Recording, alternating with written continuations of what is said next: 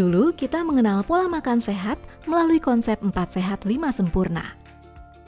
Kini, pemerintah telah menyempurnakan konsep tersebut melalui pedoman gizi seimbang atau PGS. Berbeda dengan konsep 4 sehat 5 sempurna, PGS tidak hanya menjabarkan tentang pola makan sehat.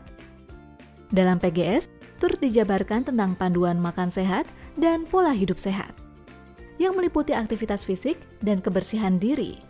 Jadi pedoman gizi seimbang atau PGS itu adalah pedoman untuk makan dan juga untuk beraktivitas sehari-hari bagi seluruh masyarakat, bisa mulai dari balita sampai ke lansia gitu. Dan di dalam PGS itu ada 4 pilar ya. Yang pertama adalah konsumsi pangan yang beraneka ragam. Ada pangan pokoknya, ada lauk pauk, kemudian ada sumber vitamin mineral, sayur buah ya seperti itu. Kemudian juga sebagai sumber protein selain lauk pauk juga bisa susu. Pilar kedua adalah perilaku hidup bersih dan sehat ya. Dalam masa pandemik seperti sekarang itu misalnya cuci tangan, rajin-rajin cuci tangan dengan sabun, dengan air mengalir. Juga di dalam rumah misalnya kebersihannya harus dijaga, jangan sampai misalnya sampah menumpuk dan lain-lain. Kemudian yang pilar yang ketiga itu adalah beraktivitas fisik. Jadi kalau bisa setiap hari minimal 30 menit beraktivitas fisik ya, supaya prima tubuh kita sehat. Kemudian yang keempat adalah mengontrol berat badan, yaitu dengan rajin menimbang gitu ya, sehingga ketahuan apakah berat badan kita sudah berlebih ataukah kurus, kurang gizi dan seterusnya. Dalam PGS, makanan dibagi menjadi beberapa kategori, yaitu makanan pokok sebagai sumber karbohidrat bagi tubuh, seperti nasi, jagung, kentang, ketela, dan umbi-umbian lain. Buah dan sayur sebagai sumber serat dan multivitamin yang diperlukan tubuh, sumber protein, baik protein hewani seperti daging ayam, ikan, dan susu sapi, maupun sumber protein nabati, seperti tahu dan tempe, dan makanan yang harus dibatasi jumlah konsumsinya, seperti gula, minyak, dan garam. Dalam PGS, ditekankan akan pentingnya konsumsi setidaknya 2 liter air putih setiap hari. Untuk menjalankan PGS, tidak perlu makanan yang mahal loh. Kita dapat menggunakan panganan lokal yang mudah didapat di sekitar kita.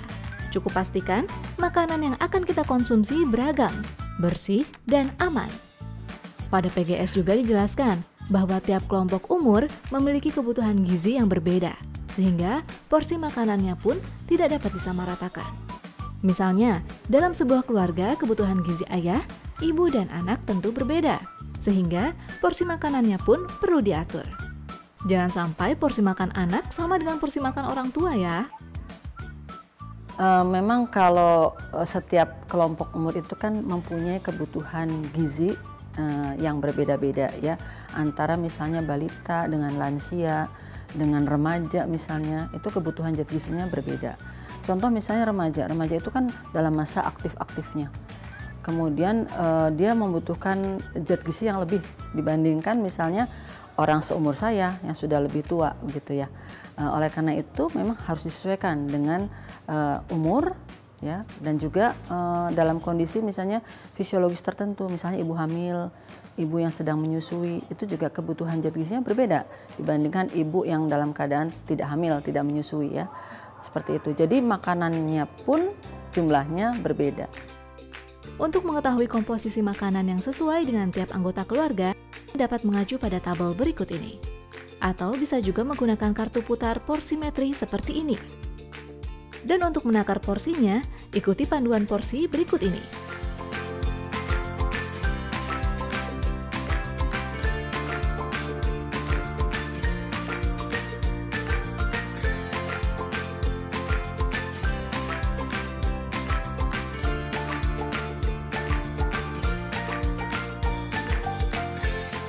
Agar tubuh mendapat manfaat makanan sehat secara optimal, maka perlu ada keseimbangan antara gizi yang masuk dan gizi yang keluar.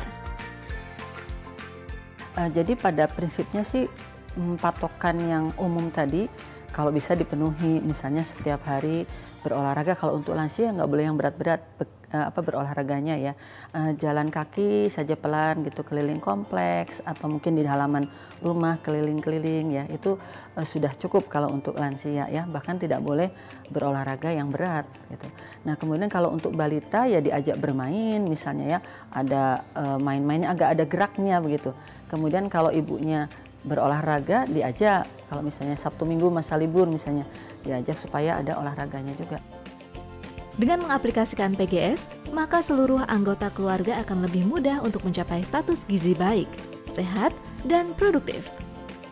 Dengan demikian, keluarga akan lebih terlindungi dari berbagai risiko kesehatan yang berasal dari gaya hidup yang tidak sehat. Status gizi baik juga sangat diperlukan untuk mendukung proses tumbuh kembang anak. Jadi, tidak ada ruginya kan untuk mempraktikkan PGS di kehidupan kita sehari-hari. Tunggu apa lagi? Yuk kita jalankan pedoman gizi seimbang.